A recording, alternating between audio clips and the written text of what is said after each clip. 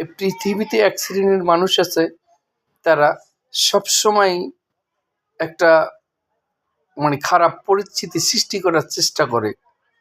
কারণ তারা এই খারাপ পরিস্থিতির সৃষ্টি হলেই তাদের বাণিজ্য জমজমাট।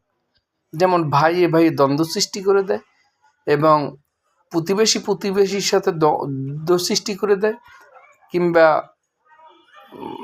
জাতীয় পর্যায়ে এমন ইবলিস শয়তানের অনুসারী আছে যাদের কাজই হচ্ছে অশীতিকর পরিস্থিতি সৃষ্টি করা, আর তাতেই তাদের বিজনেস জমজমাট।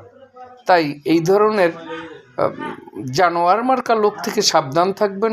সে ছোট পর্যায়ে, নিম্ন পর্যায়ে হতে পারে, সে বড় পর্যায়ে তো আরও বেশি হতে পারে।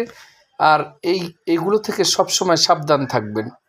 কারণ আমার বরিশালের আঞ্চলিক ভাষায় বলে, আপনি নায়ে গেলেও তার লাভ, তরে গেলেও তার লাভ। কারণ সে সেই পরিস্থিতি সৃষ্টি করে ফেলে।